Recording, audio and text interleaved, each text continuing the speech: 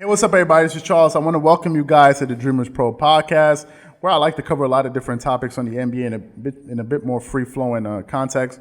Now, I know it's been a while since we've done one of these podcasts, but, with the playoffs coming around soon, and I got a lot of things I want to talk about that I want to get off my mind, quite frankly. But, the way we do our other videos, it takes a lot of editing and all of that stuff. There's a lot of planning, a lot of structure. So I just can't, it'll take me forever to get out all of my points. But with the podcast, I can definitely just speak in a more free-flowing format. So I'm just going to take my time with this. I'm not going to rush myself.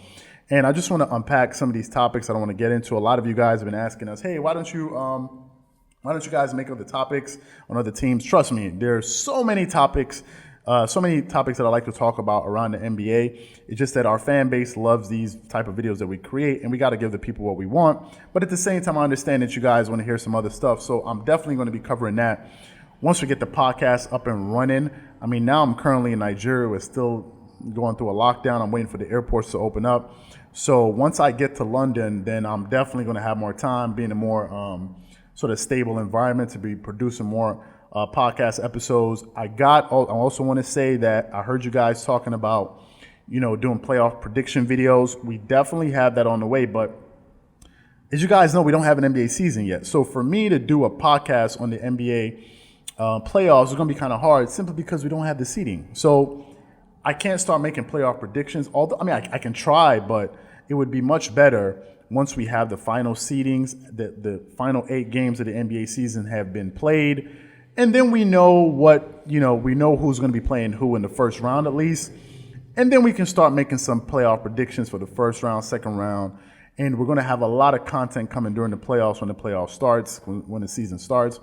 It's also important for me to say this for you guys. You guys know that, we're a small channel and we're still trying to grow.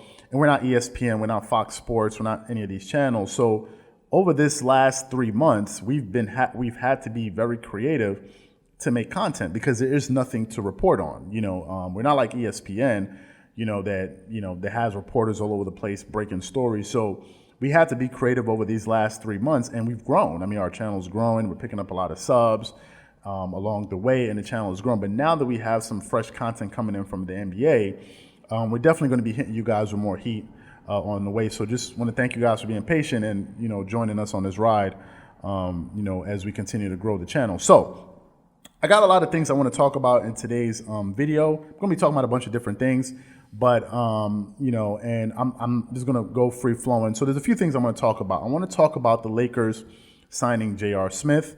I also want to talk about the Toronto Raptors in the Eastern Conference. And I want to talk about a potential upset that we could possibly see in the Western Conference. So first of all, let's talk about the Lakers signing J.R. Smith, okay? They signed J.R. Smith. Now, we all know J.R. Smith is one of the running mates of LeBron James. Running mates, I'm talking about former teammate and probably good friend of LeBron James. J.R. Smith and LeBron seem to have a very good rapport with one another. They seem to get along a lot. LeBron seems to enjoy his company. J.R. Smith is also a bit of an enforcer. So if LeBron ever got into any scuffles on the court, J.R. Smith can take those fouls or possibly even, get into a fight and get suspended because having LeBron stay on the court is more valuable than having JR. So he's kind of like his Charles Oakley in a way, although LeBron James is bigger than J.R. Smith, and they have chemistry. They play together, and I think LeBron James generally enjoys J.R. Smith's company. Now, we all remember what happened in the NBA playoffs, in the NBA Finals, I believe in 2018 or so, or 2017-18 playoffs against the Golden State Warriors when J.R. Smith had that mental blunder when he just basically forgot time and score and just, ran the ball the other way instead of passing it to try to get a shot up. We all remember that. But nevertheless, him and LeBron have still remained good friends. LeBron still treats him as a friend, and they're both friends. So when Avery Bradley, said that he wasn't going to perform in these this coming playoffs because he has some trepidations because of his son's health, which, let me just say, is a completely valid reason. No one has the right to judge a man for the way he decides to protect his family. None of us do. So if he wants to do what's best for him and his family, I completely applaud him, and he has every right to do that, because just like you guys watching this video, I'm sure you put your family first before your work and everything else. And then so there should be no surprise that somebody else is willing to do the same for their family. So I completely applaud him. And that's why you haven't heard any murmurs around the NBA of certain Lakers saying, why didn't he play? He has every right to do that to protect his family. So Avery Bradley decided, that he wasn't going to play. He wasn't going to play for the Lakers in the playoffs. And Avery Bradley is an integral part of that team, especially on defense. Number one, he started the majority of the games for the Lakers that they've played, number one. Number two, he has a rhythm. He has a chemistry with his teammates, including LeBron. Number three, he's a defensive specialist, probably their best perimeter defender on the team. You saw the impact that he had in the last meeting between the Clippers and the Lakers when he stripped Patrick Beverley in the opening minutes of the game. He hit 6 out of 12 three-pointers that game. I think he scored 24 or 28 points that game. And he was a difference. Avery Bradley was a difference because he has a competitive fire that he plays with. And he added another element to the Lakers that they didn't have, with a very good wing defender that can guard point guards and shooting guards. And he's no longer going to be available. So that's the reason they had to sort of scramble quickly. Rob Pelinka and these guys had to scramble really quickly and try to sign J.R. Smith and they got him. They were able to sign him on the roster. Now, the question is, though, can JR fill the void of Avery Bradley? For me, I don't think so. Now, J.R. Smith is a good three-point shooter, but he's very, very streaky. We all know this, that he can go very cold, or he can get very, very, boiling hot and start hitting threes all over the court. That's just how he is. He's a very streaky shooter, but he's a very good defender. He's a very good perimeter defender, number one. Number two, he brings a lot of chemistry on the court with LeBron because he knows LeBron. So LeBron has another person, in the huddle that he can trust, that he can give the ball to, and he has a running mate out there on the court. So that's something that I'm sure is very important for LeBron James. Do I think he's going to fill the void of Avery Bradley? No, I don't. Do I think he will help the Lakers? Absolutely. Anything is help when you're replacing nothing with something. So obviously, but can he be can he live up to what Avery Bradley would have brought to them on the court? I think the answer is no. But I think it's a good signing for the Lakers that they were able to pick up someone that their team captain, their team leader believes in. So I think it definitely was a good signing. Now, let's move to the next topic. And the next topic is I want to focus on the Toronto Raptors and talk a little bit about the Eastern Conference for a second. Now, we know that the Toronto Raptors are one of the best teams in the NBA. And quite frankly, I think they've surprised a lot of people in the NBA simply because, after they won the NBA championship last year with their finals MVP, Kawhi Leonard, who's no longer on the team, a lot of people, I think, kind of assumed that they wouldn't not make the playoffs, but I don't think anyone would have assumed that the Toronto Raptors would have been the number 2 seed in the Eastern Conference. I don't think anyone would have saw that coming. And I remember seeing an episode on, I think All You Can Eat with Serge Ibaka, and he had Charlamagne the God, who I don't know why Charlamagne the God would be having basketball. They would be asking him for what he thinks about basketball. But anyway, Charlamagne said he doesn't think that they're going to make the playoff. Just imagine how dumb of a statement that is. But I guess when you need celebrities on your show, you got to have them. So anyway, he said he thought that they weren't going to make the playoffs, and he told it to Serge Ibaka. And Serge Ibaka said, no, we're going to be in the top 4 seeds. That's what he said on his show.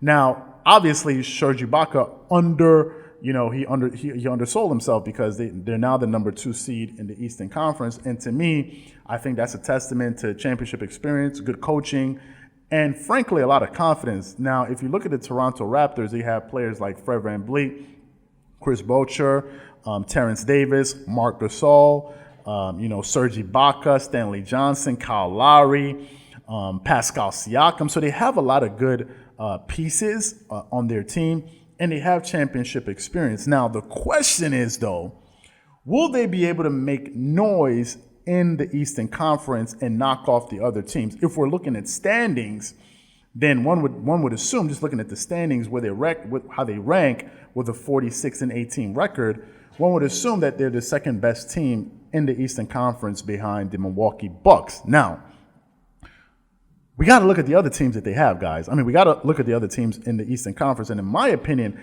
I think the Eastern Conference are full of a bunch of wild cards. For example, you have the Boston Celtics with Jason Tatum, Jaylen Brown, Kemba Walker, and these guys are extremely talented, and anything can happen. And you saw them beat the Clippers, who is a team I'm picking to win the NBA Finals. And let me just say this.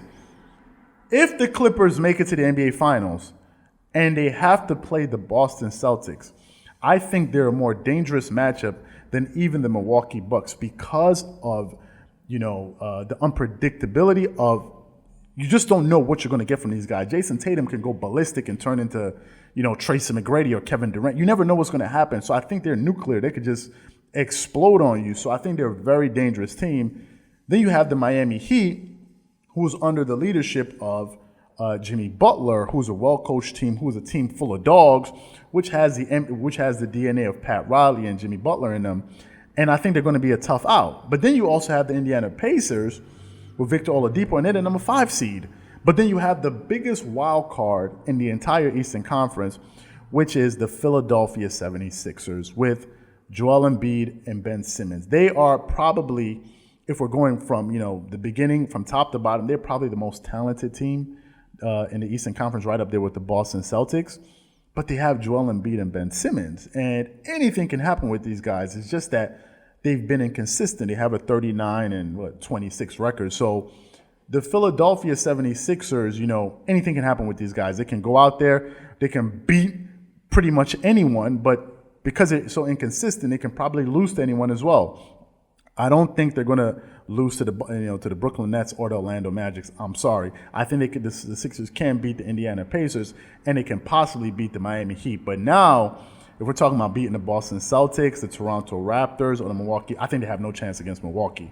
But if we're talking about these other teams, then I think they do have a shot. Now, looking at the Toronto Raptors, if the playoffs were to start today, they would be playing against the Brooklyn Nets, who I think they're just going to run through for a few reasons, but a few obvious reasons. Number one, no Kevin Durant, no Kyrie Irving, no DeAndre Jordan. So that's their 3 all-stars right there. They're not going to be available. So I don't think the Brooklyn Nets are going to beat anyone in the playoffs if they were able to maintain their spot and play anyone in the playoffs. I don't think the Brooklyn Nets are going to advance. No way, no how. Anyway, so the Toronto Raptors is a good chance that they most likely will make it past the first round. But, can they upset the Eastern Conference to come out and make it to the NBA championship? I think is going to be all due to matchups. It's going to have to do with Pascal Siakam's maturity. A lot of people have been saying, well, not a lot, a good amount of people have been saying that they feel like, Pascal Siakam is better than Paul George, which I absolutely categorically disagree with. But people believe that. They say he has more championship experience. Obviously, he's been to the championship, but he didn't go there leading the team. So can they do it? I don't know, but I think they're a legitimate threat, and I think a lot of people overlook them. But I've heard people like Chauncey Billups, Jalen Rose and others talk about how this is a very, very dangerous team, and Jay Williams as well. So the Toronto Raptors can definitely make some noise, and teams should fare the North because those guys are fresh off a championship. They have a lot of confidence. You saw how Fred VanVleet was a model of consistency in the playoffs and just came up hitting big shot after big shot after big shot. So I would not write off the Toronto Raptors at all, and I think they are a real, legitimate, serious threat. Now, let's get on to the final topic that I want to talk about, and that is the Portland Trailblazers, okay? And we're just going to, play a little game here, and the question is, can the Portland Trailblazers potentially upset the Lakers in the first round? Now, let me just say this. For the record, Damian Lillard has said, if they make it into the final spot of the standings, okay, because I think currently they're outside of the playoffs looking in, but if they make it into the 8th seed, the final spot, they're most likely going to play the Lakers. The Lakers are not going to drop the next 8 games. So chances are they're going to be playing the Lakers in the first round. Damian Lillard has come out and stated that he thinks that LeBron James should win the MVP. So he has a lot of respect for LeBron. Let's just say that. I think that Damian Lillard and the Portland Trailblazers have a very legitimate shot at possibly knocking off the Lakers. Now, let's look at Damian Lillard this season. The dude is averaging 29 points a game, 4.3 rebounds, and 7.8 assists. He's playing 37 minutes a game, shooting 45% from the field, shooting 40% from the three-point line, 90% from the free throw line, and getting you 1 steal a game. So Damian Lillard, and we all know that he is nuclear. We don't have to go any further than look at what happened last season when the Oklahoma City Thunder played against the Portland Trailblazers. Who hit this shot in Paul George's face, the step back three-pointer basically from half court to send that team packing? It was Damian Lillard, and ended up scoring 50 points to knock out the Oklahoma City Thunder and sent home Russell Westbrook and Paul George. So Damian Lillard is no joke, but you got to also look at his running mate in CJ McCollum. CJ McCollum is no slouch, and he's also dangerous, especially from the mid-range. You're looking at CJ McCollum is averaging 22.2 points a game, 4 rebounds, and 4.3 assists, playing 36 minutes a game, shooting 45% from the field, 38% from the three-point line. So he's another sniper, shooting 75% from the free throw line, and basically and getting you 0.7 steals a game. So they have probably the best backcourt in the Western Conference, at least the most explosive backcourt. And it goes back to the loss of Avery Bradley because he is their best point guard, shooting guard, defender. So if they were to meet, my question for the viewing audience is, who the hell is going to guard Damian Lillard on the Lakers? Now, I'm not saying who's going to, I'm not talking about also guarding LeBron James and guarding, Anthony Davis, but I think Damian Lillard is more of a threat than Anthony Davis.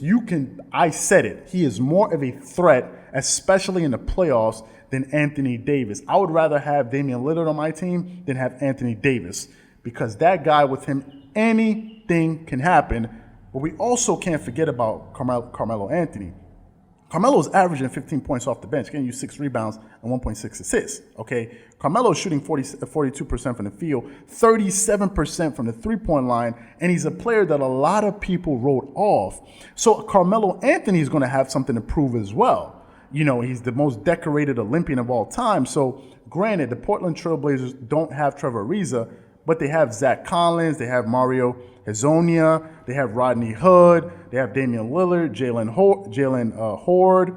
They got good players on their team, and do I think that they can possibly upset the Lakers in the first round? You better believe it, because let me tell you, nobody wants to see the Portland Trailblazers in the first round, including my Los Angeles Clippers, because they're just too unpredictable, they're too nuclear, and anything can happen. So that's what I think. So what I want to know from you guys is, what do you guys think about all of these things I just discussed in these topics? I want to know what you guys think about, the J.R. Smith signing, the Portland Trailblazers, and the Toronto Raptors. Whatever you guys think, let me know your thoughts and comments in the comment section below. Now, also, I want to say that the podcast is on Spotify and iTunes. We're going to put the link in the description below, so you guys can definitely listen to that while you work out or driving or whatever it is. We're on Spotify and iTunes. So once again, if you enjoyed the video, don't forget to hit the like button, hit the subscribe button, guys. We're trying to get to 5,000 subs as soon as possible. So once again, this is Charles here from Dreamerspro, wishing you guys an amazing day. Peace.